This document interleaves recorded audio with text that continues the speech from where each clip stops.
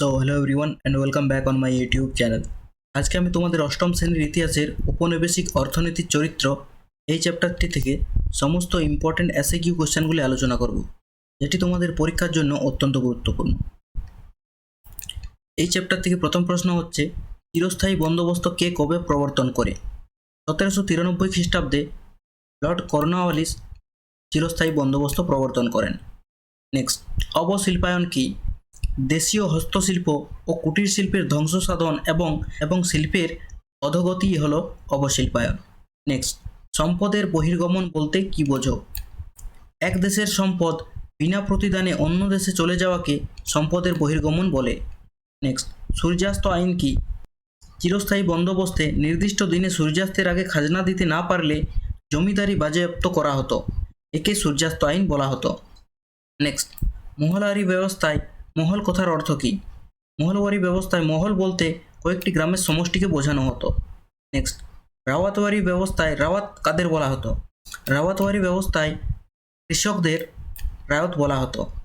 অর্থনীতির আধুনিকীকরণ বলতে কি বোঝায়? ব্রিটিশদের স্বার্থে রেলপথ নির্মাণ, কৃষির ব্যাপকভাবে বাণিজ্যকরণ ও রপ্তানি বৃদ্ধিকে ব্রিটিশরা অর্থনীতির আধুনিকীকরণ বলতো। দাদন প্রথা কি? নীল চাষ বা অন্য কৃষিকাজের জন্য কৃষকদের যে অগ্রিম অর্থ দেওয়া হতো তাকে দাদন বলা হতো। নেক্সট, ইজাদারি ব্যবস্থা কে কবে চালু করে? 1772 খ্রিস্টাব্দে লর্ড ওয়ারেন হেস্টিংস ইজাদারি ব্যবস্থা চালু করেন। কৃষির বাণিজ্যিকীকরণ কি? জীবন ধারণের জন্য ফসল উৎপাদনের বদলে বিক্রির উদ্দেশ্যে অর্থকরী ফসল যেমন নীল, পাট, তুলো চাষ করাকে কৃষির বাণিজ্যিকীকরণ বলা হয়েছে। প্রথম কবে ও কোথায় পাটের কারখানা স্থাপিত হয়? 1855 খ্রিস্টাব্দে হুগলির রিষড়ায় প্রথম পাটের কারখানা স্থাপিত হয়। নেক্সট, প্রথম কবে ও কোথায় সুতির কাপড়ের কারখানা স্থাপিত হয়? 1853 খ্রিস্টাব্দে বোম্বাইতে প্রথম সুতির কাপড়ের কারখানা স্থাপিত হয়। কবে ও কাদের মধ্যে প্রথম রেলপথ চালু হয়? 1853 খ্রিস্টাব্দে বোম্বাই থেকে থানে পর্যন্ত প্রথম রেলপথ চালু হয়। ভারতের টেলিগ্রাফ যোগাযোগ কবে শুরু হয়? 1851 খ্রিস্টাব্দে ভারতে টেলিগ্রাফ যোগাযোগ শুরু হয়। দাক্ষিণাত্য হাঙ্গামা কবে হয়েছিল? 1875 খ্রিস্টাব্দে দাক্ষিণাত্য হাঙ্গামা হয়েছিল।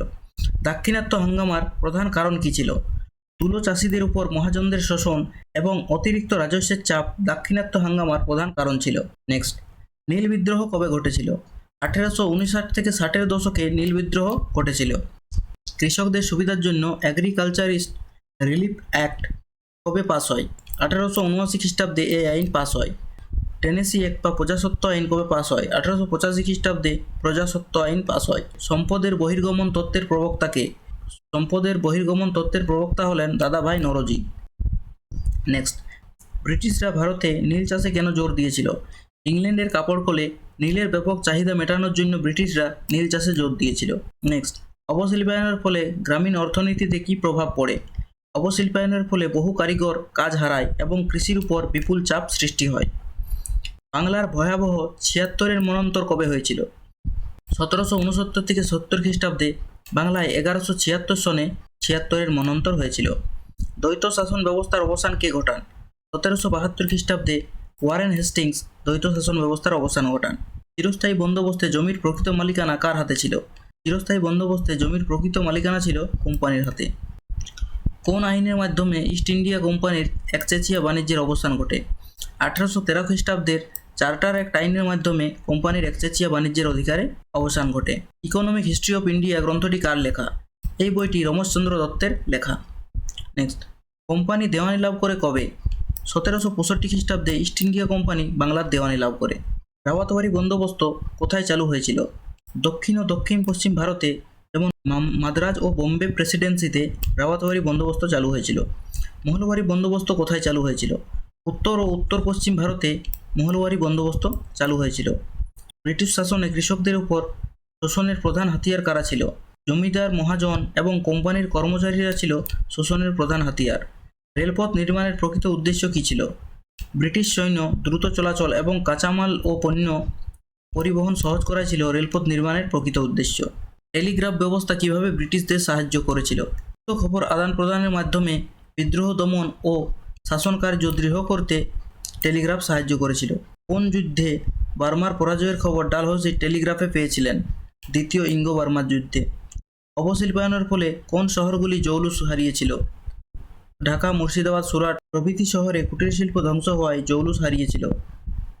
চা বাগিচা শিল্পের বিকাশ কোথায় ঘটেছিল? আসাম, বাংলা, দক্ষিণ ভারত ও হিমাচল প্রদেশের পাহাড়ি অঞ্চলে চা বাগিচা শিল্পের বিকাশ ঘটেছিল। দাক্ষিণাত্যে তুলোর চাহিদা কেন বেড়েছিল? আমেরিকার গৃহযুদ্ধের কারণে আমেরিকা থেকে তুলো আসা বন্ধ হওয়ায় দাক্ষিণাত্যে তুলোর চাহিদা বেড়েছিল। চিরস্থায়ী বন্দোবস্ত প্রবর্তনে কোন দুই ব্যক্তি উৎসাহী ছিলেন? জন শোর এবং ফিলিপ ফ্রান্সিস। অবাধ বাণিজ্য নীতি কি?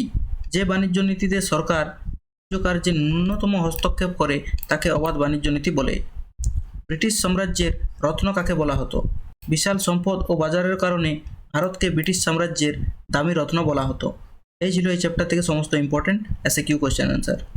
নেক্সট আমরা দেখে নেব এই চ্যাপ্টার থেকে সমস্ত LAQ কোয়েশ্চেন অ্যান্সার। চিরস্থায়ী বন্দোবস্তের সুফল ও কুফলগুলি কী কী? 1793 সালে লর্ড কর্নওয়ালিস প্রবর্তিত এই ব্যবস্থার সুফল হল কোম্পানির নির্দিষ্ট আয়ের নিশ্চয়তা এবং জমিদারদের মতো একটি অনুগত শ্রেণীর উত্থান। তবে কুফল ছিল ভয়াবহ। কৃষকরা জমির অধিকার হারিয়ে প্রজায় পরিণত হয়। জমিদারের অত্যাচারে তারা নিঃস্ব হয়ে পড়ে এবং সূর্যাস্ত আইনের ফলে বহু পুরনো জমিদার তাদের জমিদারি হারায়। নেক্সট, সম্পদের বহির্গমন বলতে কি বোঝায়? এর প্রভাব কি হয়েছিল?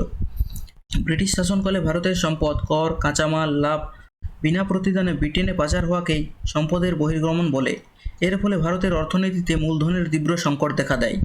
দেশীয় শিল্প ও কৃষি কাঠামো ভেঙে পড়ে এবং চরম দারিদ্র্য ও দুর্ভিক্ষের সৃষ্টি হয়। নেক্সট, ভারতে ব্রিটিশদের রেলপথ প্রবর্তনের উদ্দেশ্য ও প্রভাব কী ছিল? ব্রিটিশদের প্রধান উদ্দেশ্য ছিল প্রত্যন্ত অঞ্চল থেকে বন্দর পর্যন্ত কাঁচামাল নিয়ে যাওয়া, ব্রিটিশ শিল্পপণ্য ভারতের বাজারে ছড়িয়ে দেওয়া এবং দ্রুত সেনা মোতায়েন করা। এর ফলে দেশীয় পরিবহন ব্যবস্থা যেমন নৌকা ক্ষতিগ্রস্ত হয় এবং ভারতের বাজার সম্পূর্ণভাবে ব্রিটিশদের উপনিবেশে পরিণত হয়। নেক্সট, কৃষির বাণিজ্যিকীকরণ বলতে কি বোঝায়? এর ফলে কি হয়েছিল?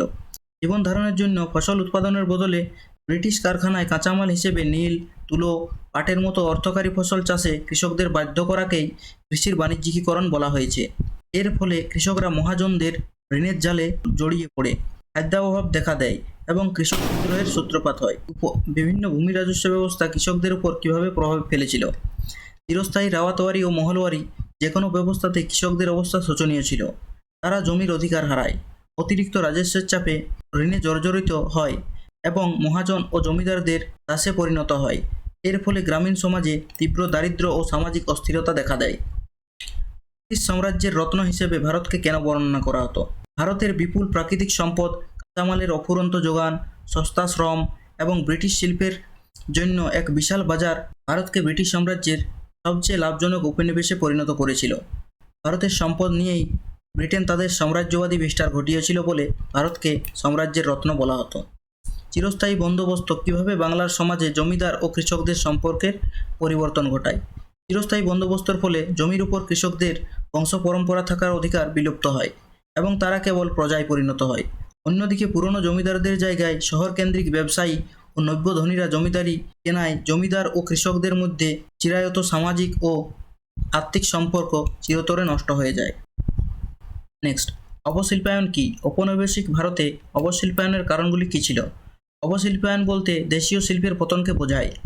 শিল্প বিপ্লবের ফলে সস্তা ব্রিটিশ যন্ত্রচালিত পণ্য ভারতের বাজার দখল করে, ফলে দেশীয় তাঁত ও হস্তশিল্প এক সময় প্রতিযোগিতায় ধ্বংস হয়ে যায়।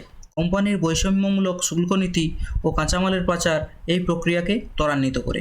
দাক্ষিণাত্য হাঙ্গামা বা দাক্ষিণাত্য বিদ্রোহের কারণগুলি কী ছিল? আমেরিকায় গৃহযুদ্ধের সময় দাক্ষিণাত্যে তুলো চাষ ব্যাপকভাবে বৃদ্ধি পায়, কিন্তু যুদ্ধ শেষে তুলোর দাম কমে গেলে কৃষকরা চরম সংকটে পড়ে। অত্যাধিক ভূমি রাজস্ব এবং স্থানীয় সাহুকার মহাজনদের ঋণ ও শোষণের বিরুদ্ধে 1875 সালে কৃষকরা যে বিদ্রোহ করে তাই দাক্ষিণাত্য হাঙ্গামা নামে পরিচিত। কোম্পানি শাসনে বাংলায় বস্ত্রশিল্পের অবক্ষয়ের কারণগুলি কী কী? ব্রিটেনের কারখানায় উৎপাদিত সস্তা ও উন্নতমানের সুতি বস্ত্রের সাথে অসম প্রতিযোগিতা, ইংল্যান্ডে ভারতীয় কাপড়ের উপর উচ্চ শুল্ক আরোপ, কোম্পানির কর্মচারীদের দস্তকের অপব্যবহার এবং তাঁতিদের দাদন দিয়ে কম দামে কাপড় বিক্রি করাতে বাধ্য করাই ছিল বাংলায় বস্ত্রশিল্পের অবক্ষয়ের প্রধান কারণ। ইজাদারি ব্যবস্থা কেন ব্যর্থ হয়েছিল এবং এর ফল কী হয়? 1772 সালে ইজাদারি ব্যবস্থা সর্বোচ্চ দরদাতাকে 5 বছরের জন্য জমি দেওয়া হতো, কিন্তু ইজাদারদের জমির প্রতি কোনো টান ছিল না। তাদের একমাত্র লক্ষ্য ছিল কৃষকদের উপর অত্যাচার করে সর্বোচ্চ মুনাফা আদায়, ফলে কৃষকরা সর্বশান্ত হয় এবং কোম্পানির আয়ও অনিশ্চিত হয়ে পড়ে। টেলিগ্রাফ ব্যবস্থা কিভাবে ভারতবর্ষে ব্রিটিশ শাসন ব্যবস্থা সুদৃঢ় করেছিল? টেলিগ্রাফ ব্যবস্থা ব্রিটিশ প্রশাসনকে দ্রুত তথ্য আদান প্রদানের সুযোগ করে দেয়। এর ফলে যে কোনো বিদ্রোহের খবর দ্রুত কেন্দ্রে পৌঁছাতো এবং দ্রুত সেনা পাঠিয়ে তা দমন করা সম্ভব হতো। এটি ভারতের বিশাল ভৌগোলিক সীমানাকে একটি কেন্দ্রীভূত প্রশাসনিক কাঠামোর আওতায় এনেছিল। ঔপনিবেশিক আমলে ভারতের গ্রামীণ অর্থনীতিতে মহাজনদের ভূমিকা কিভাবে বৃদ্ধি পেয়েছিল? ঔপনিবেশিক রাজস্ব ব্যবস্থায় কৃষকদের নগদ অর্থে নির্দিষ্ট সময়ে খাজনা মেটাতে হতো। খরা বা ফসল হানির সময় খাজনা মেটানোর জন্য কৃষকদের স্থানীয় সাহুকার বা মহাজনদের কাছ থেকে উচ্চ সুদের ঋণ নিতে হতো। একবার ঋণের জালে জড়ালে কৃষক জমি হারাতো এবং মহাজনরা গ্রামীণ অর্থনীতির নিয়ন্তায় পরিণত হতো। এই ছিল এই চ্যাপ্টার থেকে সমস্ত ইম্পর্টেন্ট এসএকিউ এবং এলকিউ কোশ্চেন অ্যান্সার।